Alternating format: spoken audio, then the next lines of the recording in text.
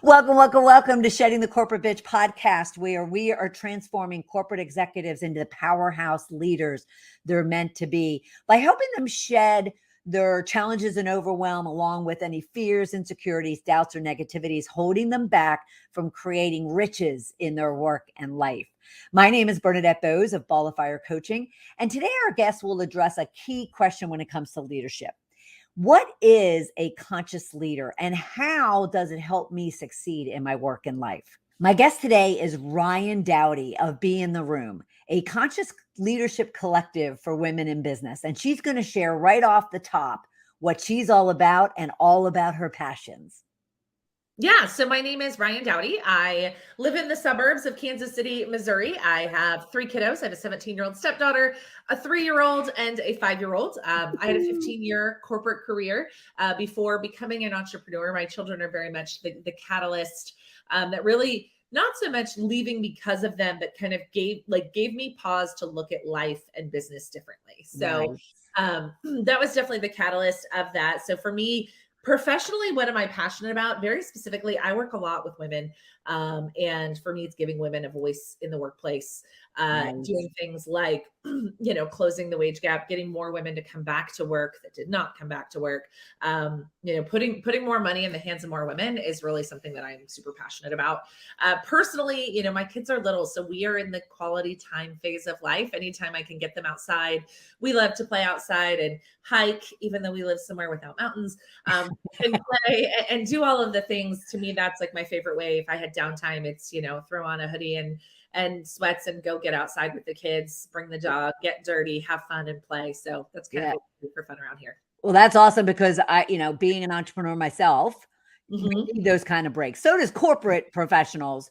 For sure. But at the same time, yes, us entrepreneurs, we need to kind of like quiet the mind and just get out and have fun. So the one thing that I love about this conversation and the work that you do is you're very focused on conscious leadership. Yes. What does that mean and why should I care? I'm going to start with why you should care, and then I'm going to tell you what it means to me. So why should you care, really? And this is no secret to anybody listening to this podcast right now, right? Today's employee has spoken. They are not okay with the way that business is done today. They are not okay with the way they are treated these days, how they are paid, how they're compensated, all of those different things, right? So whether it's, the Great Resignation or quiet quitting or whatever you're seeing, the challenges we're having in recruiting and putting right people in the right seats, and people's frustration over the recruiting process is basically, the world speaking and being like, it is broken and it is not serving me, and I'm not going to tolerate anything that doesn't serve me, which brings us to the definition of conscious leadership. Because to me, conscious leadership is that human first approach to leadership. Yeah. Right.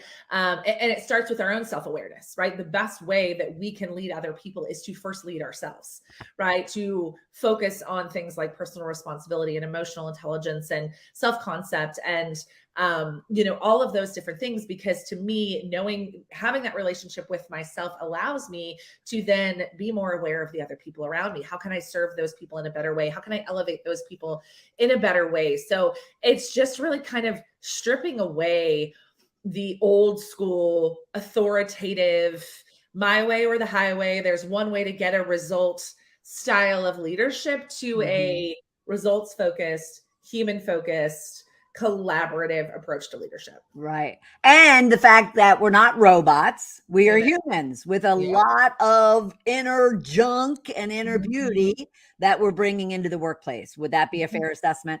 100%. Yeah. Yeah. So you also mentioned self-awareness, you mentioned emotional intelligence, but you also used a term I don't know that many people talk about, and that's self-concept. Right. So what did you mean by that? Yeah. So self-concept, the definition basically is the lens of which you see yourself, right? So self-concept is essentially, what do you think of you? So if you see yourself as an excellent leader, right? Your self-concept is I'm a great leader, right? If you see Mhm. yourself as I'm a crappy leader, or I don't know how to inspire people, or people don't listen to me, or I don't have anything valuable to share, why would somebody want to work for me? Why would somebody want to hire me as a leader, right? If that's the way that you see yourself, then that is your self-concept. So self-concept is really your own conscious awareness, or your own thoughts of yourself. What's really exciting about that though, Bernadette, is that can change, right? Once we're aware of it, we can change it. And I like to tell a specific example. So I grew up in sales, and I was always like a top 20%er in the sales world. I was never like the top 5%. I never like went on any corporate trips. I never won any like president's clubs.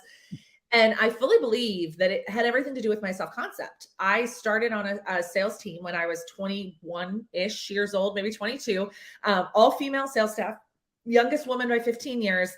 And I stepped onto a team full of powerhouse women who were making a ton of money, who drove nice cars, who had all this experience. And I always saw myself as the baby. I was just the baby. I was just new. I was just trying to get by. And sadly, I wore that self-concept for way too long, which brings me to like my President's Club. I wasn't a President's Club winner because I was new. I Right. was the youngest. I was the least experienced. And I wore that probably for a solid, like I'm thinking of when I started, for like a solid 8 years, I wore that Oh, self-concept wow. Wow. until, which made me a solid B plus player. Never Right. made me an A player. I was a solid B plus. I performed. I showed up because they inspired that in me, right? They were good at Mhm. their job. So I'm like, I'm going to be good too. But I was never going to be as good as them. And so until I actually worked for an organization and had somebody look me in the face and be like, what are you doing with your life? Like, you are selling yourself way too short, where I was like, oh gosh, what have I done? So it's pretty wild. What provoked that? What provoked that person kind of sitting you down and saying, kind of, Mhm. you're not stepping up and you're not, achieving what you're capable of? It was actually interesting. I had just started working for a tech startup. Not that at the time they weren't considered a tech startup, but now we would call them a MarTech startup, a marketing technology firm. And I had a corporate trainer come in and ride along with me. That's how kind of their new hire training was. You went to corporate, you sat through that training, and then eventually somebody came and spent time with you in the field. Because I worked remote before it was cool back in Yeah. 2011. Yeah, me too. Yeah. And I was just doing a ride along day with a trainer, and we did our morning appointments and we sat down over lunch, and she literally just looked at me and she's like, that's the best like discovery and rapport built like I've ever seen. And I was like, oh, like I was just doing what I was told. And then she kind of pulled it out, and I told her what I was doing and where I was and where I came from and all these different things. And she was like, oh my God, you are so underplaying your skills. In just such a major way. So it was really interesting. She was a stranger. Right, right. Well, sometimes it's easier to hear that from a stranger than it is from someone that, you look up to, or right? Uh-huh. Yeah. So well, first off, what were your emotions at that time when she was kind of telling you you're not achieving what you could be achieving? And what was your attitude around receiving that type of feedback? Because a lot of people don't want to receive that type of Right. feedback. I was hungry for it. I think subconsciously, like my intuition knew that I was playing small, but my brain couldn't catch up. Ah, So I was excited about that information, not offended, because I was still in a place where I think I needed the external validation, right? I needed somebody right. else to see it in me before I could see it in me. So for me, it was like, oh, really? I could do more. I could be more. Like that's so interesting. Like I was empowered and excited by that information. Nice. So Mhm. because I'm sure you do, when Sure. you come across a client Mhm. who needs to be woken up, Right. um, at what stage, I guess I'll first ask you, at what stage do they come to you? And Mhm. then are they as open and receiving as you were when you start working with them? Yeah. So Be in the Room is actually a women's conscious leadership collective. So we Mhm. are essentially a community of sorts. So I'm not working in capacity with my clients like you are. Like somebody comes to me and says, hey, Ryan, help me solve this problem. I more bring together smart, successful women to have open and honest and vulnerable conversations. So most of them come to us with that awareness of Ah, um either I'm not living up to my potential, or I'm trying to find a way to make my potential and my desires match up. I'm trying to get right with my ambition when other people aren't. So my people are probably in a space where they're aware that they're different and they're special and they're in an exciting way. But they're not always 100% sure what to do with that information. That's usually where women come into our community of like, I know I don't think like everybody else. I know that my ambition and my goals are a little different than other people, but I don't know why or how. And are they seeing that? Are they coming in and they're seeing that as what I'll call riches? Are they seeing it as benefits to themselves and they just need to figure out how to leverage them? Or are they walking in also with imposter syndrome or with other things that are really kind of pulling them down? It's a both and, right? Like, again, I think there's a little bit, they see the riches, they see the opportunity, and then they're like, who am I to do this type of thing? And I work with both entrepreneurs and women in the corporate space are both part of our community. And I think it's a little bit of both, right? It's the gut feeling of I'm meant for more, I can do more. And then the mind logic feeling of, but what if I can't, but do I know enough? But, am I good enough? But so I think it's a both and for sure. And is that the biggest challenge women are having when it comes to leadership? Is it that self-doubt, or what might it be that you find? I definitely think it's self-doubt for sure. I think the biggest challenge I think that women are having in leadership is that there are no good examples of women in leadership of which to build our careers upon. So many women, they see the example that they were in, they know that they don't like it. They know that they don't want to do that. They don't want to create that, but they haven't seen a model of how to do it differently. I think that's the biggest challenge women in leadership have today. But are they looking, or do they feel that they only have to look toward other women that practice that, or are they not even finding it in the men that they're being led by? I think it's both. Really? Yeah. Wow. I'm shocked only because I guess even the gentleman that kind of fired me and created everything that I'm doing today. Yeah. He, to me was just somebody that, I felt drove, kind of some optimal leadership. And so I was always grateful that I had him, Sure. And took full responsibility for my part in it. Right. But so if that, oh gosh, that hit the fact that they don't have the people to look toward. So how does your collective and because I know you also talk about leadership principles. Yep. And so how do you leverage what it is that you know and what your other experts know to really help them, especially if from a distance, help them to kind of address this self-doubt, even the lack of awareness? Right. So we have what we call our leadership learning library. So there's an entire library of education. My self-leadership principles program is in there. All of our strategic advisors, even the peer-led education is all housed in there, right? So if you are so there's educational resources to go and listen on demand, but a lot of what we do is driving conversations. It's having conversations like these. The reason that I know that they don't have examples of good leadership is we had what we call collaboration events. And so everybody hops on Zoom and we put everybody in small Zoom rooms and we give them a topic to talk about. And Bernadette, one day, the question was about leadership, like describe the best leader you ever had and why. And overwhelmingly, the answer was there's really not a lot of people in my career that were directly leaders to me that I want to emulate. And many times there were people in the ecosystem, right? Somebody else I worked for, or a colleague, or somebody who ran a different department, or a mentor from college or something. So it's not like I've never seen it done well. But a lot of them were like, I've never worked for somebody that I felt did it well. So that was actually when I realized that I was like, oh gosh, this is not just a problem, like you said, that there aren't enough women in leadership roles. There's not enough conscious leaders in leadership roles. Yeah. And what do you think is kind of the top priority? How do I want to say this? So of conscious leadership. Yeah.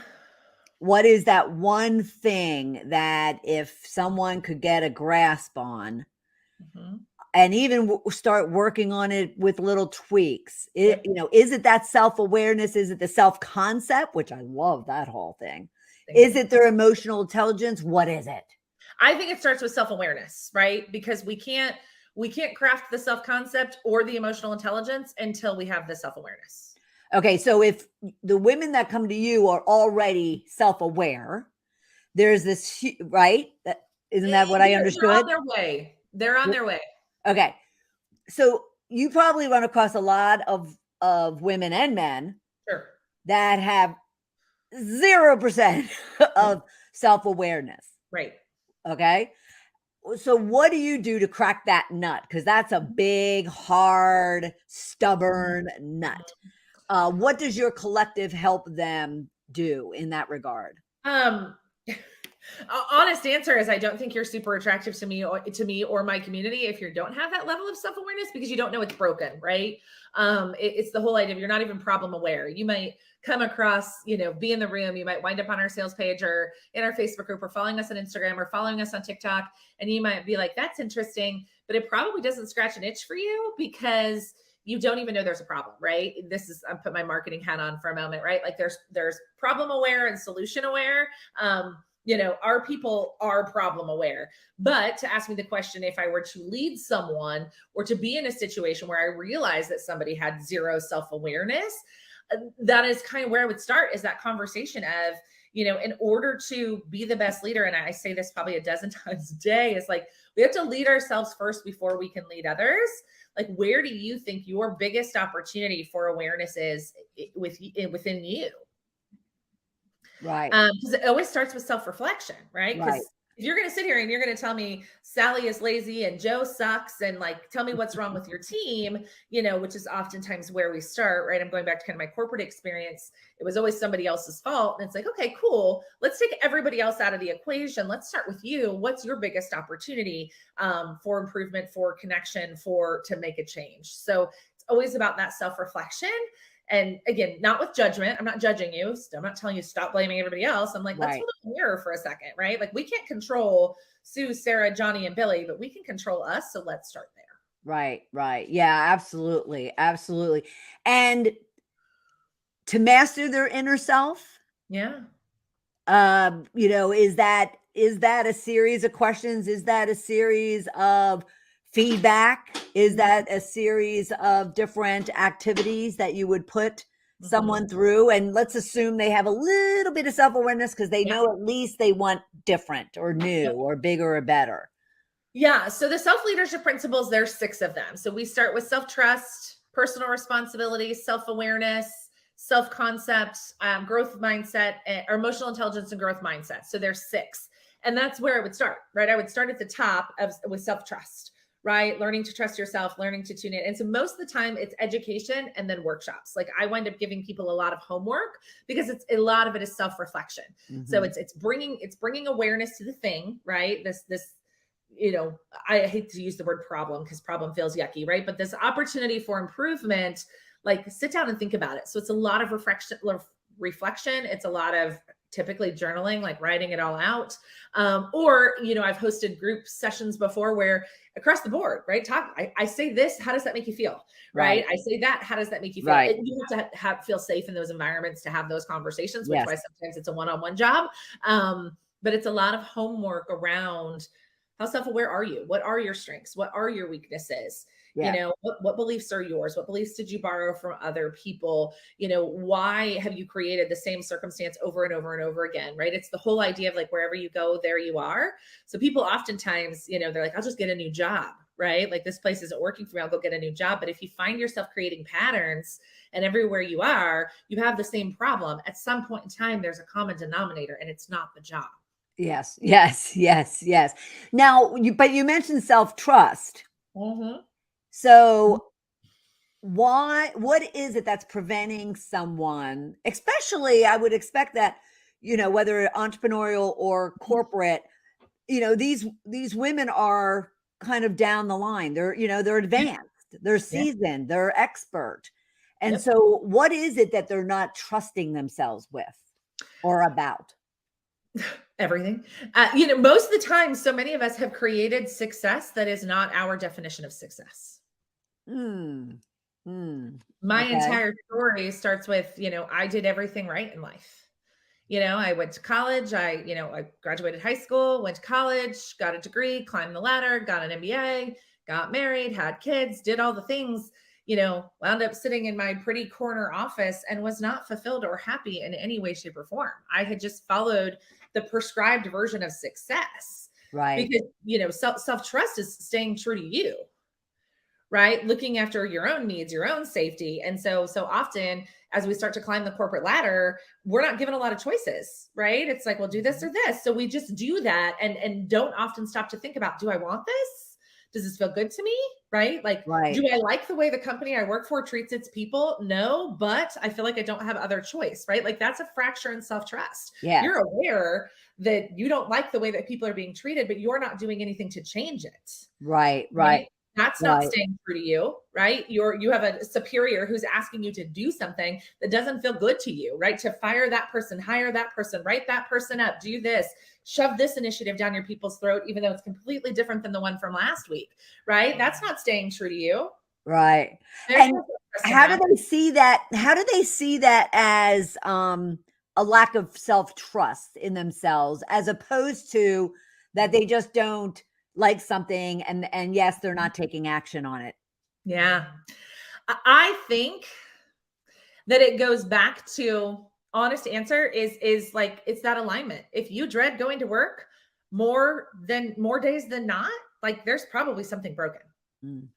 You know, True. if you hate your job, if you are consistently being asked to do things that you don't enjoy or treat people the way that you don't want to, like that to me, like your body is telling you whether you're listening to it or not, right? And it might even show up, unfortunately, as illness and burnout and all these other things. But if like you're going to work every day and it weighs 800 pounds, like something is broken. Yes. I dealt with that for probably the last year and a half that I was in corporate. Yeah. I just like basically laid on my couch. I was miserable. I just didn't want to do anything. Right. I'm not sure that I would have looked at it though, that I'm not trusting myself, that I deserve better and different and newer. So that's very interesting. Okay. So from all of those 6, and I'm going to ask you to repeat it because you talk very fast. I do. And which is awesome. But at the same time, I really want our listeners to, kind of grasp them. So you have self-trust, personal responsibility, self-awareness, self-concept, emotional intelligence, and growth mindset. Where would accountability fit in? Probably self-trust. Okay. Somewhere in self-trust. Go ahead. No, go ahead.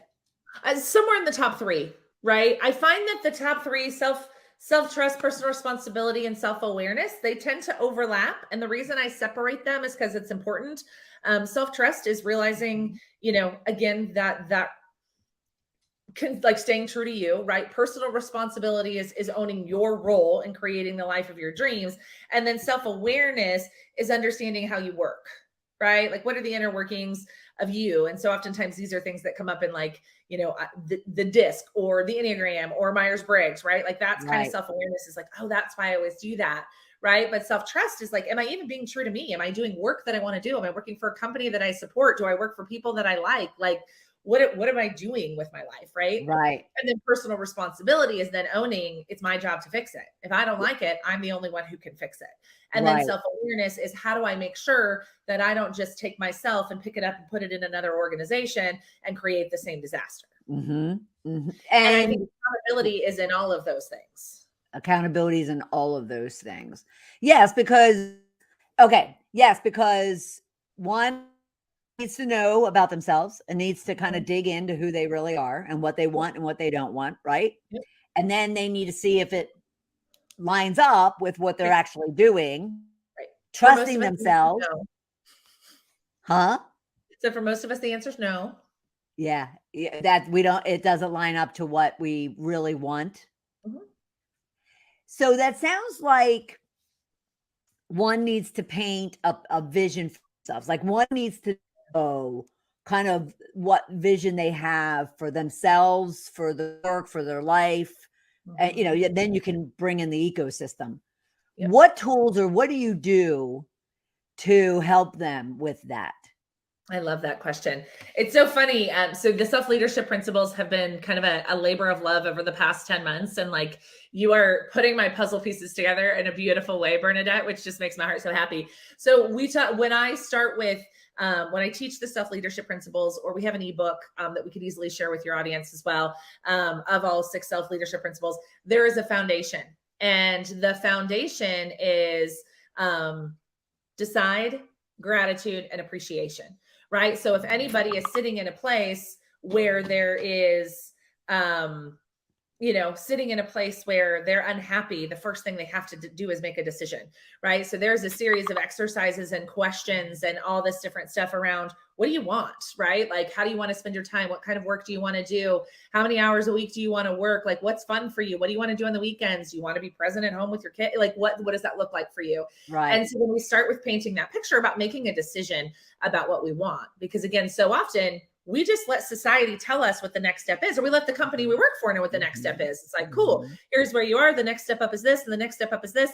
And we never stop to think, do we want that? And that's actually what took me off of the corporate path. Was I knew what my next step was in my corporate career. Like, I knew I was sitting at a director level to get into senior director, VP, and eventually the C-suite. I knew what that took, and I didn't want it. Right. I was like, that's not the way that I want to live my life. And so, but I had to first make that decision that I don't want that, because they're going to tell me what the next step is, and I'm going to hit it because I always hit it. And do I want it? And the answer was no. And that's when I started looking for something different. And I did not go looking for entrepreneurship. I just thought I needed to be in a different industry or to do something different. So we start with making a decision about what you do want through just a series of questions and creativity and brainstorming and imagination and just playing again. Like, when was the last time like you sat down and asked yourself, like, wave the magic wand, what does it look like? Yeah. And that is so much fun. It's so fun. So fun. Right? And then we talk a lot about gratitude and appreciation, because oftentimes what happens when a situation breaks, we can only see what's wrong.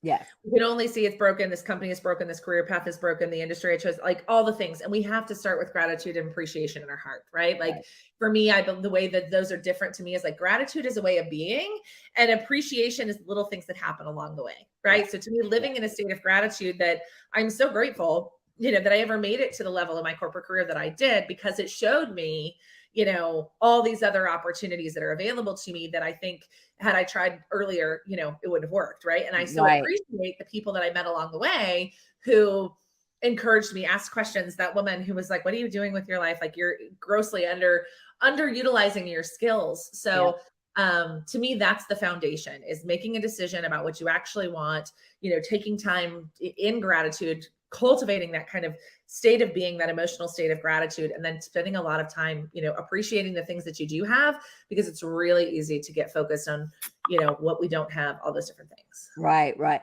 Well, and the gratitude too is even being grateful that you are stuck, that you are learning, that you are making mistakes, that you are, kind of doing what everybody goes through. And that is the highs and the lows, and being grateful for all of that, because it's making you who you are. Absolutely. Yeah. But to me, like, the feeling of stuck is the feeling of something is wrong. Or something just needs to be, something's asking you to work on shifting, not necessarily wrong, but just not in the right place.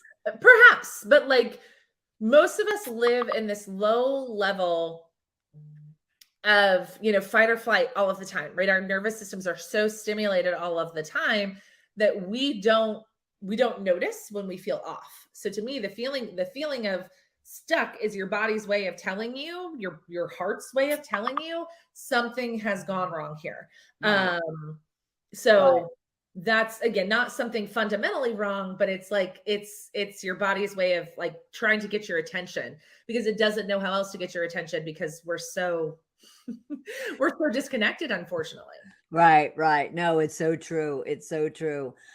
Okay. So you mentioned, and I want to make sure, and that's why I brought up your website again, because you mentioned that there's an ebook on the principles. Yes. So can you kind of share about that again, so we can make clear where they can go to beintheroom.org for it? Yes, absolutely. I want to make sure that it's on our homepage. Yes, it is. There is. If you go to beintheroom.org, there is all 6 leadership principles, and then the ebook itself is on there. So you can absolutely check that out. So go to beintheroom.org, about halfway down that front page. It breaks down all 6. And then there's a little button that you can go and download the ebook for yourself. It's not too long of a read, but it does. I then give you the homework, right? Like I tell you what to think about, I give you the questions. So there really is some chance for some self-reflection there. Right. And yes, an initial self-awareness in kind of a complementary tool that then someone can say, oh, okay, wait a minute. I like this whole idea of a conscious collective. Yes. And, coming together with other women who I can feel safe with, because they're obviously struggling with some of the same things I'm struggling with. Right. Yep. And therefore join in. Yes. Into that collective conscious. I love that. I absolutely love that. So, okay. So apart from that, someone's learning, they're tapping into their, to their self. Yeah. How does one define their self concept? Is it part of the vision? Does it come out of, that initial self-awareness, reflection, even emotional intelligence, and then working into, building their self-concept of who they want to be? Yeah. So the self-concept is a moving document. It's funny. I just delivered a keynote last week talking about self-concept, and I gave them a homework assignment. And what I like to do, and I'm going to give this to all of you, this is a lot of fun. And you'll see this if you download the ebook, you'll see it in the ebook, where I give you the homework assignment of the X version of your name. So maybe you have your eye on the chief marketing officer position, right? So maybe it's, Chief Marketing Officer Bernadette, right? And then you start really scripting out, who is she, right? What does she do? How does she spend her time? How does she show up? What's important to her? What do people think about her? What does she think about herself? How does she spend her time? All of those different things. And again, there's a whole series of questions that I ask you inside of the ebook to really start scripting out that person. Because what we oftentimes don't realize is we say we want the chief marketing officer job, but if we think about how we're actually showing up, it's like marketing coordinator, right? But we think like, okay, well, but I've got the years and I've got the experience and I'm climbing the ladder. It logically should happen. But if your self-concept is still in the season of coordinator, where you're waiting for somebody to tell you what to do, or you're acting in that like service role instead of the decision maker role, right? When we really start to script out who that version of ourselves is, we oftentimes will find, oh shit, this is how I'm showing up. And that's why I don't have what I want, right? That's why it's taking me this long to get to the chief marketing officer job, because I'm over here acting like a marketing coordinator. Because when we think about what do we think of that person who sits in that seat, who does that thing, right? We're not showing up that way at all. And I can give you a more real life example that might help kind of pull this down. So I love to share this story because it's about my sister. God love her. My sister is divorced and she's dating this guy, and it's been on again and off again for like a year, and he's not her guy, and she knows it. So I asked her one time, a friend of mine actually did, we're like, do you see yourself like getting remarried or being in a committed relationship? And she said, yes. And I was like, aha, there's our problem, right? You say you want to get married and you say you want a long-term relationship, but you're tolerating this guy, right? Like, where else are we doing that in our careers, right? We say that we want to climb the ladder. We say we want this role. We want more responsibility. We want more money. We want this, this, and this, but we're over here tolerating something entirely different. Those two things don't align. Our self-concept is off. So tolerating could also be, I guess, tolerating not doing anything, like not stretching, not asking for special assignments, or, going beyond, and therefore you're tolerating where you are right now and not projecting and working into who you want to be. Exactly. Yeah, I could see that easily from what many women do. But that triggered a question. You mentioned earlier, quiet quitting. Yeah. Okay. So I would just love your thoughts, because obviously you probably in your collective had conversations about it, but quiet quitting, I hear and observe that the people that advocate for it, right, are seeing it as, well, we just want more blend. I'll call it blend versus balance in our life. And like you said at the very beginning, they're tired of the way they're treated, the way they're paid, the way, they're nurtured and developed, or lack thereof. Sure. And the people on the other side, the naysayers of quiet quitting, says people are lazy. Right. And they don't work to exceed. Mm-hmm. And yet, is it your understanding and belief that to reach your self-concept, mm-hmm.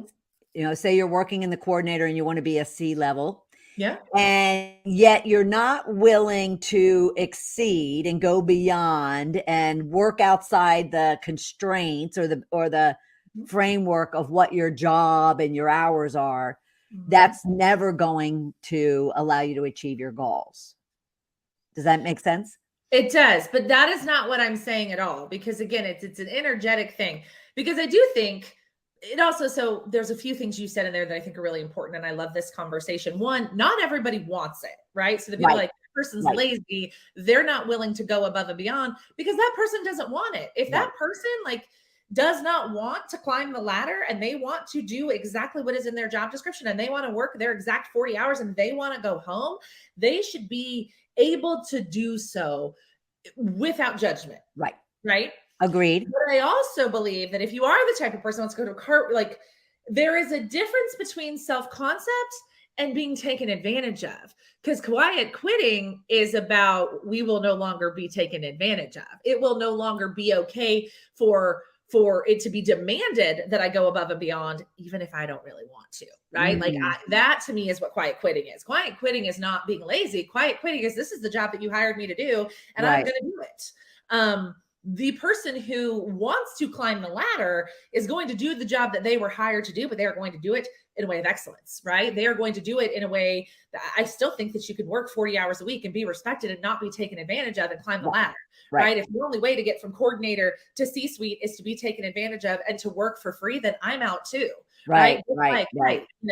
But if I can work and I can work hard and I can put myself in situations and I can raise my hand and I can ask questions and I can find a mentor and I can network and I can do all of these things within the confines of my job that never equate to being taken advantage of. Because I think quiet quitting is about being taken advantage of, not about not working hard to climb the ladder. Right.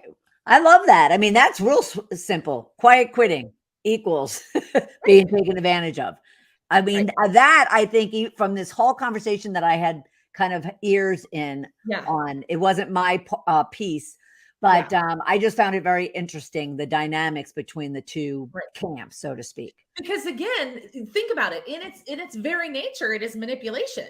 If you want to climb the ladder, you can't do the job we hired you to do. You have to do your job and 2 other people's job for free in order to be able to do that. Right. It's true. That's manipulation. Yeah. Clear as day. Yeah. No, I love that. I mean, that makes it very simple and not boil the ocean, as someone just expressed to me the other day. It keeps it really, really simple. So thank you for welcoming that question. But what would you, with the aspirations and the goals and the desires that you have for your women within your collective? Yes. What would you leave them with as far as, 1, 2, 3 things they could be doing right now to help them move toward understanding their inner self and leveraging that to really become a powerhouse leader? Yes, I love that question. So the first part is, you have to define success for yourself. Do not let anybody else define success for you. And again, I'll give you a specific example. There's a woman in the room who is, she's at the VP level in her career, and she has had multiple opportunities to continue to climb. She has chosen not to because she has 2 small children and she doesn't want to. She's well paid. She's good at her job. She works from home. She has a lot of flexibility. She can be present with her kids. And so for right now, that is her version of success. When her kids get older, will she make a different choice? Maybe. Right. But so often, again, this goes back to quiet quitting and the manipulation. It's well, if you don't take advantage of this position now, or this promotion or this opportunity, are you ever going to get it? Right. And so I see this both in the corporate world and the entrepreneur world, right? Some women being driven to build businesses bigger than they really desire based on the season of life that they're in. But then Right. also in the corporate career where it's like, well, you have to want to climb. Like, what do you mean you don't want to climb? Right. Or, judgment on either side. So I think Mhm. the first one is define your definition of success. And this is where the self-trust comes in, right? Like really anchor that into you. For me, this is what a successful career would look like. Yep. And spending time to define that for you, not based on society, not based on your industry, not based on the company you work for, not based on your sister or your girlfriend or your husband or anybody else's opinion of success, but your own. So that's kind of the first one. The second one is make time for you. And this is not like bubble baths and pedicures. This is like, and if that's your jam, you do use it. The most important relationship that you have is the one with yourself and the one with your creator, as far as I'm concerned, right? You are the person that you spend the most time with, is that voice in your head. And if you are not taking any time to nurture that relationship, that's part of the problem, right? And we do this as women all the time. We put everybody else first, right? It's the job and the kids and the spouse and the partner and the volunteering and the this and the that and the expectations and yada, yada, yada. And, at the end of the day, we have enough time to like maybe take our makeup off and like pour ourselves into bed. Reverse that, right? Like what is, and I mentioned before, you asked me what I was passionate about. It's being outside. Like that is my me time. Out, like I don't care if it's walking my dog for 10 minutes. Like that is time where nobody needs anything from me at all. Like, and my son consistently, Mommy, can I come with you? I'm like, no. No, because I need to breathe for 10 minutes without you. You're going to talk to me. He's 5, right? Like you're going to talk my ear off for the next 10 minutes. So no, sir, you cannot come with me.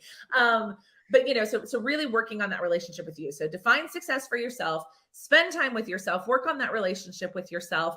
And then the final one is like, if you've not done any kind of personality testing, I don't care what it is. I don't endorse any one particular one. I don't care, but it's such an interesting way to understand yourself from the outside looking in. If you read, like, I remember I took the disc a million years ago, but I took it recently in the past few years, and learning like I'm a high D, high I, learning what that is and how I'm motivated and what that means. And then on top of that, learning that only 3% of the populations are high Ds, blew my mind and changed so many things about like the way I showed up, not just in my career, but like at home with my family and everything else. So if you haven't done that, like go take the Enneagram or something. There's plenty of free tests on the internet. But really, it's going to explain to you probably why some of the things that you do are that way. And for me, I find a lot of comfort in that. Like, oh shoot, I'm not broken. I'm not, or I am the 3%. And that's why most people don't understand my crazy, right? But it gives you a little bit of peace in that moment.